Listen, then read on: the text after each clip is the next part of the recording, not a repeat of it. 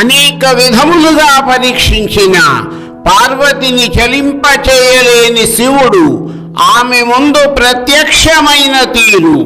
శ్రీ కుమార సంభవం స్కందోత్పత్తి 9వ భాగము. ఈశ్వరుని గురించి బ్రహ్మచారి పలికిన అమంగళమైన పలుకులను విన్న పార్వతీదేవి అతనితో, ఓ బ్రహ్మచారి, నీవు నిజమైన ఈశ్వరుడి తత్వమును ఎరిగిన వాడవు కావు. అందువలననే నాతో ఇట్లు మాట్లాడితివి. అవివేకులైన వారు మాత్రమే అనన్య సామాన్యమైన ఊహకు కూడా అందనటువంటి చరిత్రలు గల మహాత్ములను ద్వేషించెదరు. కానీ శివుని తత్వము అటువంటిది కాదు. తనకు వచ్చిన ఆపదకు ప్రతీకారము చేయదలుచుకొనిన వాడు కాని, ఐశ్వర్యమును పొందు కోరిక కలవాడు కాని ఐశ్వర్యముపై ఆసక్తి కలిగి ఉంటాడు.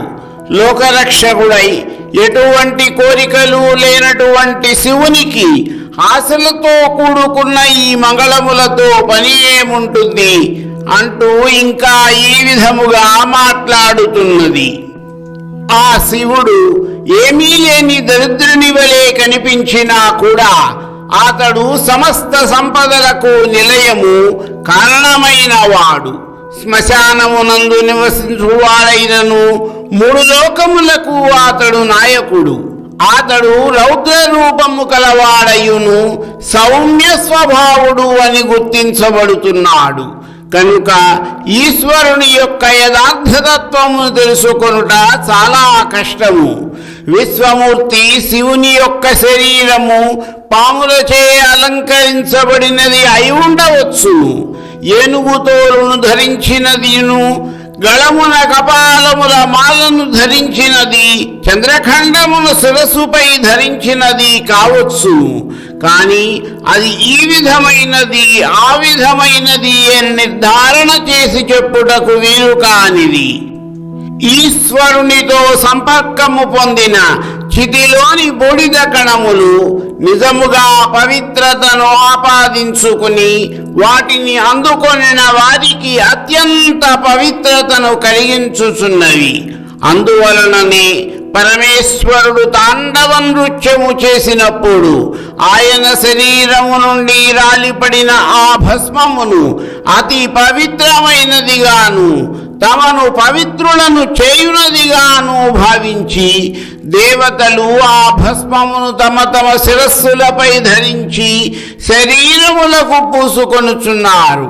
సంపద లేక ఎద్దుపై ప్రయాణము చేయుచున్నాడని నీవు పరిహసించిన శివుని యొక్క పాదములకు సంపన్నుడైన దేవేంద్రుడు కాళ్లకు శిరసా నమస్కరించుచున్నాడు.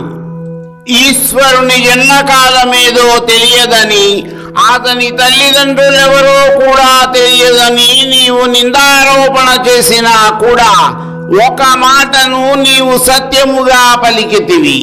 అదేమనగా, సకల సృష్టిని చేయు బ్రహ్మదేవునికి కూడా ఎవరు మూల కారణమో అటువంటి శివుని జన్మను ఎవరు మాత్రము ఎరుగగలరు.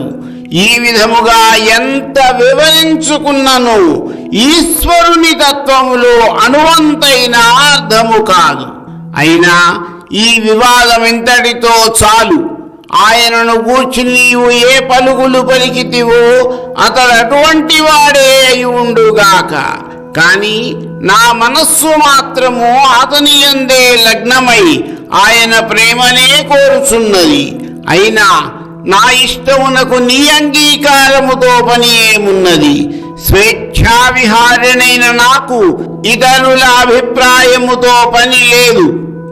ఈ విధముగా పలికి బ్రహ్మచారి ఇంకా ఏదో మాట్లాడబోవుటను గమనించిన పార్వతి తన చెలికెత్తతో, ఓ చెలి, ఈ బ్రహ్మచారి ఇంకనూ ఏదో చెప్పదలుచుచున్నాడు. మీరు ఈతని ప్రయత్నమును మాన్పుడు. గొప్పవారిని నిందించువాడొక్కడే కాక ఆ నిందను వినువాడు కూడా పాపమును పొందును. ఈ విషయమును వేదములు ఇట్లు వివరించినవి.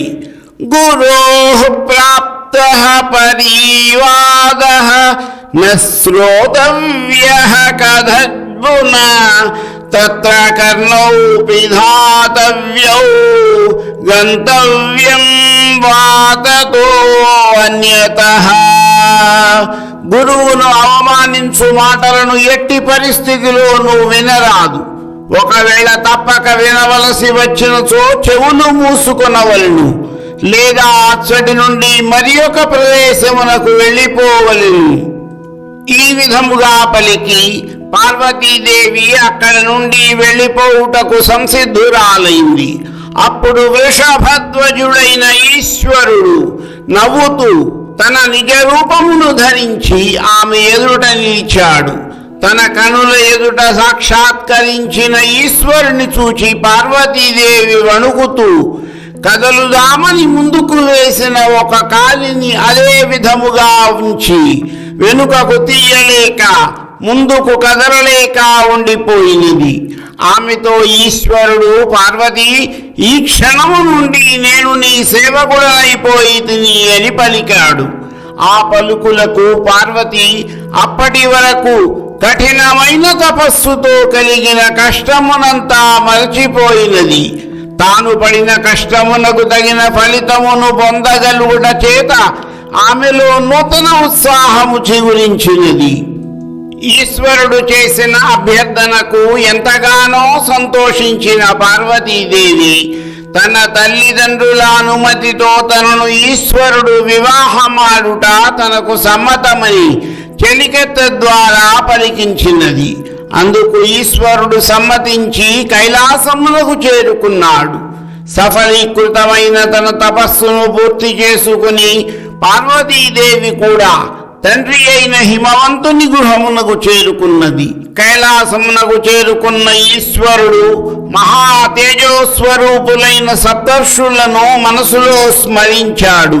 వెంటనే ముత్యముల జందెములను, బంగారు నారవస్త్రములను, రత్నములచే నిర్మితమైన జపమాలలను ధరించి కల్పవృక్షముల వలె ఉన్నవారు, ప్రత్యక్ష నారాయణుడైన సూర్యదేవునిచే స్వయముగా నమస్కరింపబడువారు, ప్రాచీన బ్రహ్మలు అని కొనియాడబడిన వారు, నిర్మలమై పరిపక్వమును పొందిన తపఫలమును అనుభవించువారు అయిన సప్తర్షులు ఈశ్వరుని ముందు నిలిచారు. వారి నడుమ భర్త యొక్క పాదముల యందే తన చూపులను నిలిపిన అరుంధతీదేవి కూడా తేజోరూపిణిగా ప్రకాశించింది. ఈ విధముగా ఈశ్వరుని యొక్క పిలుపులకు స్పందించి ఆయన ఎదుట నిలిచిన సప్తర్షులు అరుంధతీదేవి జగన్నాథుడైన ఈశ్వరుని ఈ విధముగా స్తుతించారు. మరికొంత కథా వివరణము నా తరువాతి భాగములో.